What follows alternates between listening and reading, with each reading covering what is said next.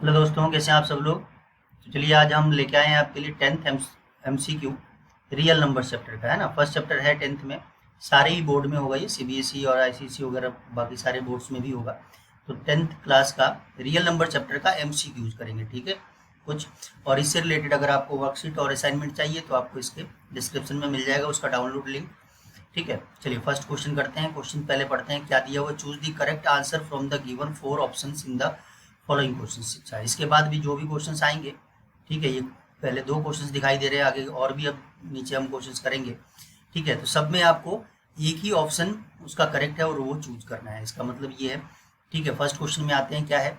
For some integer m every even integer is of the form, है ना। Every even integer is of the form, देखिए आसान है, ठीक है। इसको तो आप यूक्लिड्स डिवीजन लेमा से भी कर सकते हैं। और वैसे फॉर सम इंटीजर, है ना। इंटीजर हमें पता है इंटीजर्स क्या होते हैं। m इंटीजर है, ठीक है। +-1 होगा, +-2 होगा, +-3 होगा, ठीक है। 0 भी होगा, ठीक है। ऐसे ही इंटीजर्स ये होंगे। तो अगर m इंटीजर है किसी भी इंटीजर के लिए, ठीक है, तो even integer of the form किस तरह का हो सकता है। इवन इंटीजर तो ऑब्वियस है, देखिए आप m की वैल्यू यहाँ पे 1 रखिएगा तो वो इंटीजर 1 जो है वो इवन इंटीजर नहीं होगा, ध्यान रखा, इवन इंटीजर नहीं होगा, है ना। यहाँ भी अगर आप 1 रख दीजिएगा वो तो 2 बन जाएगा, लेकिन 2 रखिएगा जब यहाँ पे m की जगह पे 2 रखिएगा तो 2 + 1 वो 3 आ जाएगा, ये भी इवन नहीं है ना। इवन नंबर पता होगा सबको, नहीं पता है मैं लिख देता हूँ कि इवन नंबर्स क्या होते हैं, ठीक है। Even number the number divisible by the numbers divisible by 2, जो 2 के टेबल में आते हैं, सिंपल सा याद रखिए। जो 2 के टेबल में नहीं आते, ठीक है, जो 2 के टेबल में नहीं आते वो ऑड नंबर्स होते हैं, ठीक है। तो आप ध्यान से देखेंगे तो अब 2m टाइप का होगा, है ना। डिविजिबल बाई 2 का मतलब 2 उसका फैक्टर बनना चाहिए, है ना। तो 2 उसका फैक्टर, तो 2m ही टाइप का होगा, यही आंसर होगा। आप m की वैल्यू कोई भी रख के देख लीजिए। 1 रखिए 2 आएगा, 2 रखेंगे 4 आएगा, 3 रखेंगे 6 आएगा, 5 रखेंगे 10 आएगा, 7 रखेंगे 14 आ जाएगा, वो सारे 2 के डिविजिबल होंगे, है ना। तो इसका आंसर है C, ठीक है। नेक्स्ट पे आते हैं। फॉर सम इंटीजर q, ठीक है। अब q इंटीजर के लिए every odd integer is of the form every odd integers, ठीक है। तो बिल्कुल पहले वाले की तरह ही डिस्कस कर रहे हैं। q की वैल्यू अगर आप 1 रख देंगे तो 1 तो ऑड आ जाएगा इस केस में, लेकिन q की जगह पे आप 2 रखेंगे तो ये ऑड नहीं है ना। यहाँ भी अगर आप 1 रख देंगे तो फिर वो इवन बन जाएगा। q की जगह पे 1 रखेंगे तो 1 + 1 वो इवन बन जाएगा, ठीक है। तो इनमें से आप ऑप्शंस चेक कर सकते हैं, कोई भी नहीं हो इनमें से, इन फर्स्ट 3 में से कोई भी नहीं होगा। Every odd integer is of the type 2q + 1 type का होगा। और बहुत ही इंपॉर्टेंट चीज़ है, ठीक है, कि ये मैं लिख देता हूँ, ये दोनों काफ़ी मतलब आगे मैथमेटिक्स में बहुत फ्रिक्वेंटली यूज होने वाली चीज़ें हैं कि any even number can be written as, ठीक है। जो फर्स्ट क्वेश्चन में हमारे पास आंसर है, can be written as 2m types where m belongs to, ठीक है, where m is any integer, है ना। m कोई भी इंटीजर होगा, ठीक है। और similarly any odd number can be written as, odd number कहीं भी अगर हमें ऑड नंबर लेना होगा तो रिटन एज 2m + 1, ठीक है। 2m + 1 where m is any integer. समझ आ गई बात ये, ठीक है। तो आप इसको बिल्कुल रट लीजिए, कहीं पे इवन नंबर की बात हो रही है तो आप 2m लेंगे, और ऑड नंबर की बात हो रही है तो आप 2m + 1 लेंगे। चलिए नेक्स्ट क्वेश्चन पे चलते हैं।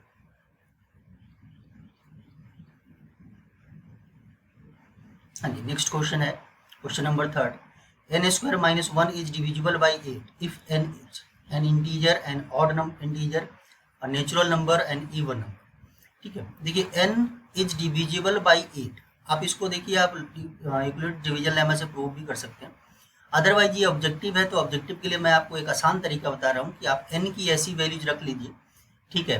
जैसे अगर n की वैल्यू मैं 3 रखता हूँ, n = 3 रखता हूँ, ठीक है, तो ये क्या आ जाएगा 3² - 1, n² - 1 क्या आएगा 3² - 1, ये आ जाएगा 9 - 1 8 आ गया, ठीक है। ये तो डिविजिबल है 8 से, ठीक है ना, डिविजिबल बाई 8, ये 8 से डिविजिबल है, ठीक है। अच्छा n की वैल्यू 4 रख लेते हैं।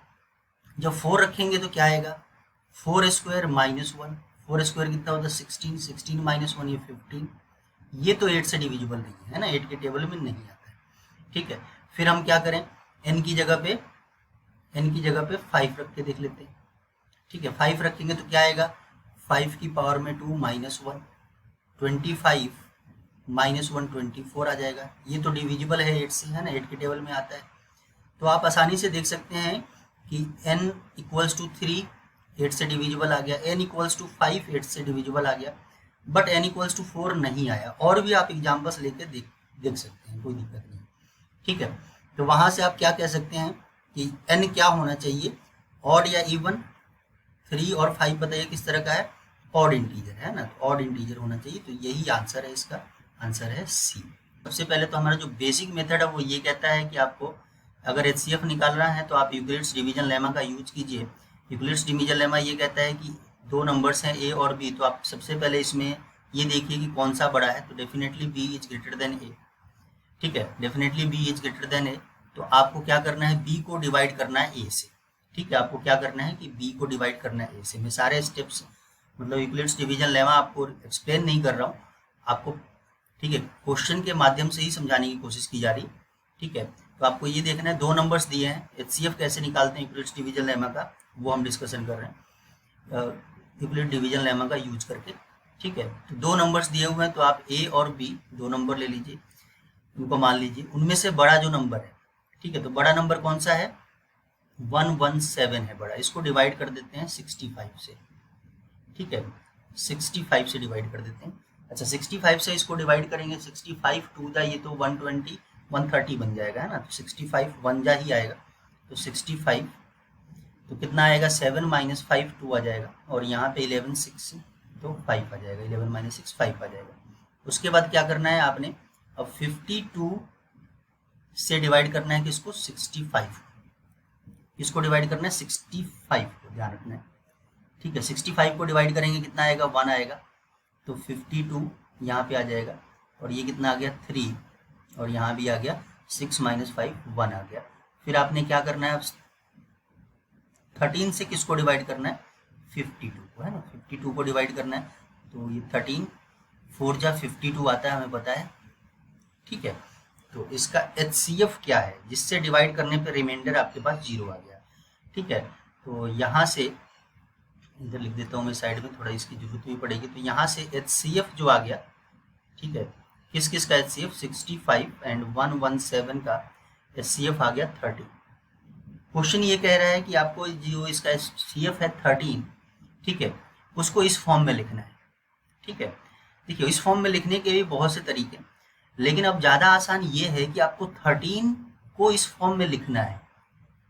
तो ज़्यादा आसान ये है कि मैं m की वैल्यू जिसमें पुट करके देख लूँ, है ना, m की वैल्यू इसमें पुट करके देख लूँ, चेक कर लेते हैं कि ऑप्शन ए क्या आंसर हो सकता है। क्या 13 equals to 65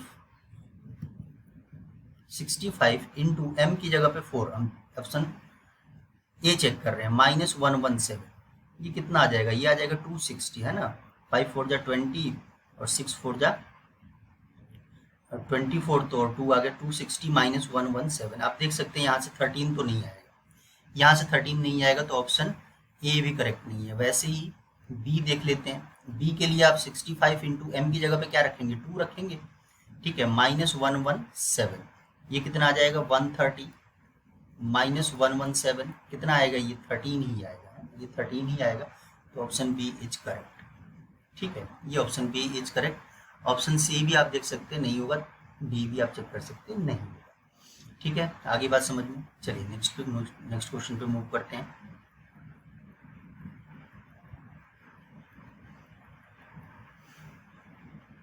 next question is the largest number which divides 70 and 125 leaving remainders 5 and 8 respectively, है ना, लार्जेस्ट नंबर निकालना है आपको, largest numbers which divides 70 and 125 and leaving remainders 5 and 8 respectively। अच्छा, रिमाइंडर मतलब नंबर आपको ऐसे ढूंढना है जो इन दोनों को डिवाइड करे। ठीक है, इन दोनों को डिवाइड करे और रिमाइंडर छोड़े कौन सा, 5 और 8। पहले तो ये देख लेते हैं कि इसका मतलब क्या है। इसका मतलब है, क्या ये बात समझ आ रही है कि दो जो लार्जेस्ट नंबर हमें चाहिए, है ना, जो लार्जेस्ट नंबर चाहिए, तो the largest number will divide 70 minus 5। बताओ 70 माइनस 5 क्यों किया? अरे भाई जब हम उस नंबर से 70 को डिवाइड करेंगे तो 5 रिमाइंडर बच रहा है, तो हमने रिमाइंडर हटा ही दिया, है ना। वैसे ही 125 को अगर हम डिवाइड कर रहे हैं तो उसमें रिमाइंडर 8 बच रहा है, तो रिमाइंडर हम हटा ही देते हैं, तो 125 माइनस 8 कर देते हैं। ठीक है, तो क्या बन गया? ये बन गया 65 और इसमें से 8 माइनस किया हमने, तो ये क्या बन गया? 15 माइनस 8 7 और 11 माइनस 11 ही बच गया, है ना, 117 बन गया। ये तो पहले वाला ही क्वेश्चन बन गया, है ना ये। हाँ, तो इसका क्या निकालना है आपने? लार्जेस्ट नंबर, ऐसा नंबर, यानी कि आपको क्या यहाँ से ये बात समझ आ रही है कि हाईएस्ट कॉमन फैक्टर निकालना है। ठीक है, आपको हाईएस्ट कॉमन फैक्टर निकालना है किसका? 65 का और 117 का। अच्छा, वो पिछले क्वेश्चन में हम निकाल चुके हैं, दैट इज 13, तो 13 इसका आंसर है। ठीक है, 13 इसका आंसर है। नेक्स्ट पे आते हैं, नेक्स्ट क्वेश्चन क्या है? Next question, if two positive integers a and b are written as a equals to x cube y square and b equals to x y square and x comma y are prime numbers, then the HCF of a comma b। HCF निकालना है इसमें, तो काम आसान है। HCF तो आप लोग छोटी क्लासेस से भी निकालते हुए आ रहे हैं। क्या करना है, मैं यही लिख देता हूँ क्वेश्चन नंबर 6 के लिए। आप a को लिख लीजिए x into x into x, ठीक है, छोटी क्लासेस में भी सिखाया जाता है ये। और y की पावर 2 है तो y इंटू वाई लिख लेते हैं, और b इक्वल्स टू है हमारे पास x इंटू वाई क्यूब, तो y into y into y. अब इसका HCF निकालना है, तो हमें पता है कि इनमें सब एक तो कॉमन चीज़ें आनी चाहिए, है ना, इनके बीच में कॉमन और उनकी पावर लोएस्ट होनी चाहिए, है ना, हाईएस्ट कॉमन फैक्टर। तो x कॉमन है, उसकी लोएस्ट पावर तो एक ही है, तो x आ जाएगा। और y भी कॉमन है, उसकी लोएस्ट पावर यहाँ पे 2 है, यहाँ पे 3 है, तो y स्क्वायर आ जाएगा, है ना, एक्स वाई स्क्वायर। तो ये इसका आंसर है एक्स वाई स्क्वायर। ठीक है, चलिए नेक्स्ट क्वेश्चन पे चलते हैं। नेक्स्ट क्वेश्चन में एलसीएम निकालना है। ठीक है, क्वेश्चन नंबर 7 में इसमें एलसीएम फाइंड करना है। एचसीएफ किसका? एलसीएम फाइंड करना है, p equals to a b square and q equals to a q b, where a and b being prime numbers. LCM निकालना है p और q का। एलसीएम निकालना है पिछले तरीके की तरह ही। ठीक है, तो p को लिख सकते हैं a into b into p, ठीक है, और q इक्वल्स टू लिख सकते हैं a क्यूब है, तो यानी उसका मतलब है 3 बार मल्टीप्लाई करना है आपने। ठीक है, और हमें एलसीएम में क्या करना होता है? एलसीएम में हाईएस्ट पावर देखना होता है सबका। ठीक है, तो a में यहाँ पे पावर 1 है और यहाँ पे a की पावर में 3 था, तो a की पावर 3 आएगा, और b की पावर यहाँ पे 2 था, यहाँ पे b की पावर 1 था, तो हाईएस्ट पावर लेना है आपने। ठीक है, तो a cube b square, a cube b square देख लेते हैं कौन सा आंसर है, आंसर सी है। ठीक है, नेक्स्ट आते हैं question number 8, the product of non zero rational and irrational numbers, है ना, product of non zero rational and irrational number क्या होगा? ठीक है, ये 9th में भी क्वेश्चन है ना, पिछला अगर आप 9th क्लास का रियल नंबर्स का आप वीडियोस देखेंगे तो उसमें भी बिल्कुल सिमिलर क्वेश्चन था, वहाँ पे मैंने एक्सप्लेन किया हुआ है। ठीक है, तो ये क्या होगा? इसका product of rational and irrational number check कर लेते हैं। ठीक है, रेशनल नंबर मान लेते हैं, रेशनल नंबर 2 ले लिया, इरेशनल नंबर √3 ले लिया, क्या आएगा इसका आंसर? हमेशा ये तो इरेशनल आएगा। ठीक है, अच्छा अभी तक तो ये लग रहा है कि रेशनल और इरेशनल हमने मल्टीप्लाई किया, इरेशनल आएगा, लेकिन अगर हम रेशनल, ठीक है, रेशनल 2 इंटू इरेशनल नंबर, है ना, इरेशनल नंबर कोई और लेके देख लेते हैं, √5 ले लेते हैं, इसका भी प्रोडक्ट क्या आएगा? इरेशनल ही आएगा, है ना। तो क्या आएगा कि रेशनल को अगर आप इरेशनल से मल्टीप्लाई कीजिएगा, है ना, रेशनल को अगर आप इरेशनल से मल्टीप्लाई कीजिएगा, ठीक है, तो आंसर क्या होता है? हमेशा इरेशनल आएगा। और भी अगर आप एग्जांपल्स लेके देखना चाहते हैं तो देख सकते हैं, है ना, और भी अगर एग्जांपल्स लेके देखना चाहते हैं तो आप आसानी से उसको देख सकते हैं। ठीक है, तो क्या आ जाएगा? ये ऑलवेज इरेशनल आएगा। ठीक है, ऑलवेज इरेशनल। नेक्स्ट क्वेश्चन पे चलते हैं।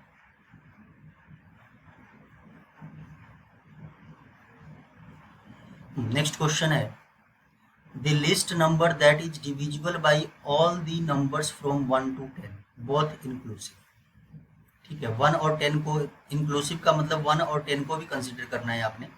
तो आपको ये देखना है कि list number that is divisible by all the numbers from 1 to 10। देखिए, इसको तो हम HCF LCM के कंसेप्ट से भी निकाल सकते हैं ना, या आप सोच लीजिए कि HCF निकालना पड़ेगा, LCM निकालना पड़ेगा पहले 10 नंबर्स का, 1 से लेकर 10 तक, 1 और 10 भी इंक्लूडेड है, उससे भी कर सकते हैं। या फिर दूसरा तरीका ये है कि आप डिविजिबिलिटी टेस्ट का भी यूज कर सकते हैं। डिविजिबिलिटी टेस्ट का यूज का मतलब, ये देखिए ये 2 के टेबल में आएगा, 3 के टेबल में नहीं आएगा। ये 3 के टेबल में नहीं आएगा तो डिविजिबल है ही नहीं। आपको नंबर कहाँ से कहाँ तक लेने हैं, 1 2 3 4 5 6 7 8 9 और 10। 3 से डिविजिबल नहीं है, ये यही रिजेक्ट हो गया। ये भी 3 से डिविजिबल नहीं है, यही रिजेक्ट हो गया। ये 504, ये 3 से डिविजिबल लग रहा है, ठीक है, लेकिन 5 से डिविजिबल नहीं। 5 से डिविजिबल होने के लिए लास्ट में क्या चाहिए, लास्ट में 0 चाहिए। यहाँ पे 0 नहीं है, 5 से डिविजिबल नहीं है, ये तो खत्म हो गया यहीं पे। यही आंसर है, सीधी सी बात है, ठीक है, यही आंसर बचेगा। और बाकी अगर आपको शक है तो आप डिवाइड करके देख लीजिए। 2 से डिविजिबल है ये, लास्ट में 0 है। 3 से डिविजिबल के लिए सम ऑफ डिजिट्स देखते हैं, तो सम ऑफ डिजिट्स कितने हैं, ये 9 है, 3 से डिविजिबल है। लास्ट में 24 है, वो 4 से डिविजिबल है। इसका मतलब है ये 4 से डिविजिबल, लास्ट में 0 है तो 5 से डिविजिबल है ये। 2 और 3 से डिविजिबल है तो 6 से भी डिविजिबल होगा, 7 से भी होगा, 7 से डिविजिबल चेक कर लीजिए, 8 से भी होगा, 9 से भी होगा, 0 लास्ट में 10 से भी होगा, ठीक है। तो इस तरह के क्वेश्चंस कोई जरूरी नहीं है कि आप HCF और LCM से करें, ऑप्शन से भी हो जाएगा। क्वेश्चन नंबर 10 करते हैं। The decimal expansion of the rational number 14587 upon 1250 will terminate after. अच्छा, टर्मिनेट कैसे देखते हैं आप, टर्मिनेशन, ठीक है। तो टर्मिनेशन देखने के लिए हमें देखिए, रेशनल नंबर अगर आपको ऐसे लिखा हो P अपॉन 2 की पावर में m और 5 की पावर में आप n लिख पाए, तो वहां से पता लग जाता है टर्मिनेशन कितने के बाद होगा, है ना। कैसे, जैसे मान लेते हैं डिनोमिनेटर में, है ना, ये डिनोमिनेटर की बात कर रहा हूँ, ठीक है। अगर डिनोमिनेटर में 2 × 5 आ गया, दैट इज 10, ठीक है। मान लेते कोई नंबर आपको दे दिया है 3/10, तो कितने डिजिट के बाद डेसिमल आएगा, 1 डिजिट के बाद 0.3 आएगा इसका आंसर। अगर ये 100 बन जाता है तो क्या होता है, 0.03 हो जाता है, यानी कि डेसिमल के बाद 2 डिजिट्स आएंगे, 1000 हो जाता है। तो इससे हमें ये पता चलता है कि 2 × 2 के जितने पेयर्स बनेंगे, 2 × 5 के, सॉरी 2 × 5 के जितने पेयर्स बना सकते हैं, ठीक है, उतने डेसिमल के बाद उतने डिजिट्स आएंगे, है ना। जैसे यहाँ पे क्या है, ये 2 की पावर में 2 × 5 की पावर में 2 है, 2 × 5 10 और 2 × 5 10, 10 × 10 है, ठीक है। तो 2, देखो डेसिमल के बाद 2 डिजिट्स आएंगे, ठीक है। तो देखते हैं, उसके लिए अब यहाँ से आइडिया यही आता है कि हमें डिनोमिनेटर के बारे में कुछ पता करना पड़ेगा, ठीक है। तो डिनोमिनेटर के पहले प्राइम फैक्टर्स बना लेते हैं ना। प्राइम फैक्टर्स 2 से डिवाइड करें, सॉरी 6, 2 और 5 2 10, यही आएगा। फिर इसको 6 और 2 8 5 से डिविजिबल होगा, 5 से डिविजिबल होगा, तो 5 से डिविजिबल होगा 125 आएगा, फिर 5 से डिविजिबल होगा 25 आएगा, फिर 5 से डिविजिबल होगा 5 आएगा। तो हम 10250 को लिख सकते हैं 2 × 5 की पावर में 1 2 3 4, ठीक, ये लिख सकते हैं। तो अब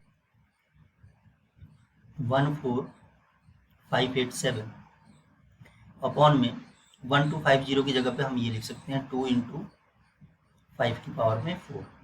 देखो यहाँ पे 5 की पावर में 4 है, लेकिन यहाँ पे तो 1 है ही नहीं। आप डायरेक्टली ये भी याद रख सकते हैं, 2 की पावर या 5 की पावर में से जो भी ज़्यादा है उतने डेसिमल प्लेसेस के बाद वो टर्मिनेट होगा, ठीक है, उतने डेसिमल प्लेसेस के बाद वो टर्मिनेट होगा। सीधा इसका आंसर है 4। लेकिन अगर कोई ये सोचना चाहे, समझना चाहे कि सर कैसे होगा ये, ठीक है, क्योंकि 5 की पावर 4 है, 2 की पावर में तो 1 है, तो क्या करना है, देखिए 2 की पावर में 4 बनाने के लिए आपको यहाँ पे 2 की पावर 3 की जरूरत पड़ेगी, तो 2 की पावर 3 से आप ऊपर भी मल्टीप्लाई कर दीजिए, है ना। ऊपर नीचे हम एक ही नंबर से मल्टीप्लाई तो कर सकते हैं ना। तो 2 की पावर 3 से मैंने ऊपर मल्टीप्लाई कर दिया, नीचे भी कर दिया, और नीचे वाला जो डिनोमिनेटर है वो 10 की पावर 4 बन गया। तो यहाँ से भी आपको दिखाई दे रहा है कि 4 डेसिमल प्लेसेस के बाद हो सकता है। नेक्स्ट क्वेश्चन पे चलते हैं, बिल्कुल उसी के जैसा आ गया, मिलता जुलता, कि decimal expansion of the rational number will terminate after 1 decimal place, 2 decimal place, 3 decimal place या मोर देन 3 डेसिमल प्लेस। तो डेफिनेटली ये, सॉरी 3 नहीं, 2 डेसिमल प्लेस, है ना, 2 डेसिमल प्लेसेस। लास्ट क्वेश्चन में हमने यही किया, 2 की पावर में 2 है, ठीक है, तो 2 डेसिमल प्लेसेस के बाद में ये टर्मिनेट होगा, ठीक है। नेक्स्ट क्वेश्चन पे आते हैं। नेक्स्ट क्वेश्चन है, ये भी सिंपल सा है, यूक्लिड्स डिवीजन लेमा का रिजल्ट ही बताना है आपको। Euclid's division lemma states that for 2 positive integers a and b there exist unique integer q and r such that a equals to bq plus r where r must satisfy, ठीक है, तो देखिए are क्या satisfy करेगा, ये तो definition ही है, ठीक है, और बेसिकली ये डिवीजन एल्गोरिदम ही है एक तरह से, ठीक है। तो आर की वैल्यू जो होती है जिससे डिवाइड करते हैं यहाँ से, है ना, बी से डिवाइड करते हैं, तो ये बी से छोटी होगी और जीरो या जीरो से बड़ी होगी, है ना, जीरो या जीरो से बड़ी होगी, तो इस देख लेते हैं। तो option C is the correct choice, ठीक है। तो ये कुछ क्वेश्चंस हमने एमसीक्यूज डिस्कस किए रियल नंबर पे, बेस्ट थे चैप्टर 10 क्लास 10 के लिए, ठीक है, चैप्टर नंबर 1 से। और इससे रिलेटेड आपको असाइनमेंट डिस्क्रिप्शन में मिल जाएगा, आप वहाँ से डाउनलोड कर सकते हैं, ठीक है। 20 क्वेश्चंस हैं और उसके आंसर्स भी दिए हुए हैं, तो आप प्रैक्टिस के लिए वहाँ से, ठीक है, असाइनमेंट डाउनलोड कर सकते हैं। Thank you very much.